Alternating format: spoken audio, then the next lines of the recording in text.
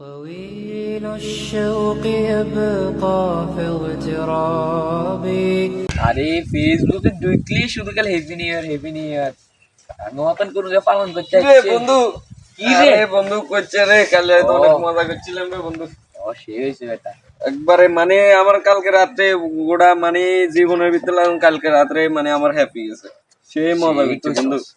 গোড়া রাইতে sound box চলছে, নাচানাচি করছি, গরম এলাকা গরম। কাঁপাইছি, সমাজ কাঁপালাইছি, সেই লাগছে বেটা। আমার কাছেও সেই লাগে, বরাবর একবার অস্থির। হাঁসটা দিয়ে ঘুম গেছি, 12টা দিয়ে আমি বারোটা অবাক দিয়ে ঘুম ঘুমোতে দেয়। পারছি। আর ব্যাকে গেল কিরে তোরা নিকাইলে এই কাজ করছিস, তোরা নিকাইলে বক্সটা এ বন্ধু, তোর কাছে আইলে তুই হারাতে মোবাইল কাইলে আনন্দ করছি, মজা করছি, এইগুলো কথাবার্তা কম, তুই আসে তুই মোবাইল দেবো বেটা।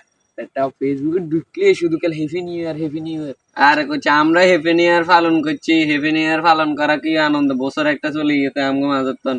আমরা শেষ মুহূর্তে একটা আনন্দ করলাম, মজা করলাম। আর এলাকার কিছু মুরব্বী আছে, ফতুয়া দেয় কি এগুনে এই করে এই করে, মানে কত ফতুয়া দেয়, বা বছর চলে গেছে, আমরা একটা আনন্দ করলাম, আনন্দ মাস্তি করলাম, মজা করলাম। কালকে সেইরকম কাইলে সেরকম আমার বন্ধু আয় ভাবছি কি ধরছে, কাইলে তো আনন্দ বান্ধব করছে, যাই গেছে অনার যে লোক পার্টি দি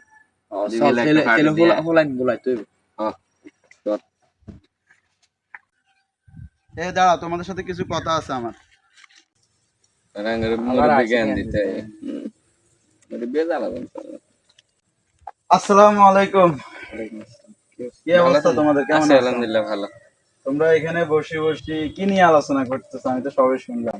হ্যাপি নিউ ইয়ার নাই কালকে ওই কালকে রাত্রে আমরা অনেক মজা করছিলাম তো, তাই এখন এসে একটু মজা করতেছি। অনেক খুশিতে আছো না? অনেক খুশি লাগতেছে তোমাদের, অনেক আনন্দ, হ্যাপি নিউ ইয়ার পালন করছো। আমি তো ওইখানে দাঁড়া দাঁড়া সবই শুনলাম। আসলে বিষয়টা এরকম না, তোমাদের ধারণা ভুল। তোমরা তো দুজনেই মুসলমান না? নামাজ তো পড়োই নাই কালকে সারা রাত। এখন নামাজ পড়ছো কালকে? পড়ো নাই।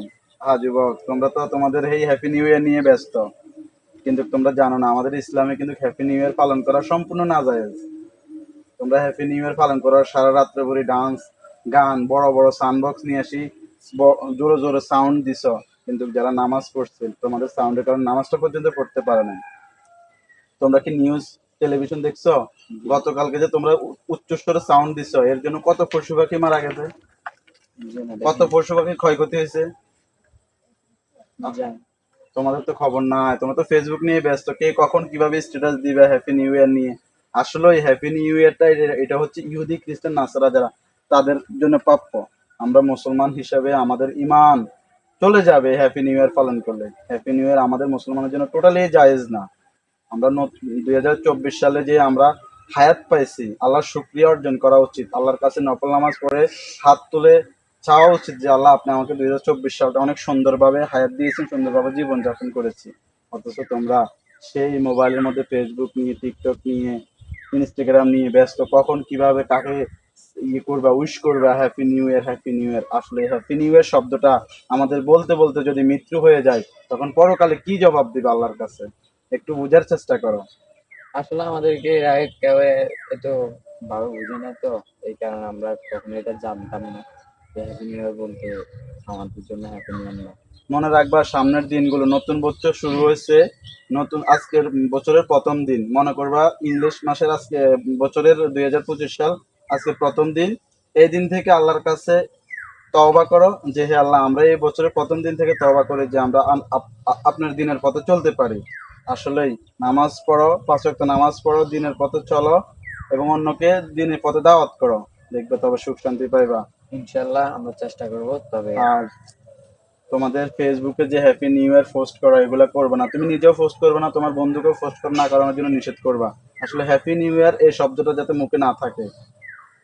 আসলে এই যে সাউন্ড বক্স নিয়ে এসে গান বাজনা ডান্স করো, এগুলো আমাদের ইসলামে টোটালি না যায়, এগুলা থেকে বিরত থাকবা। ঠিক আছে, কথাগুলো মনে রাখবা, আর কিছু মনে করিও না। আমি আসলেই তোমাদের কথাগুলো শুনছি তো, এই জন্য আসতে বাধ্য হয়েছি।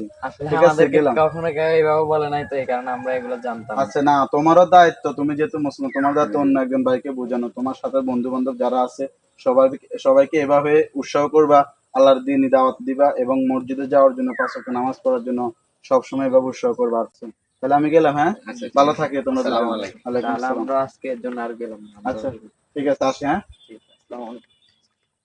طويل الشوق يبقى في اغترابي، فقير في الحياة من الصحاب، ومن يأمنك يا دنيا الدواهي، تدوسين المصاحب في التراب.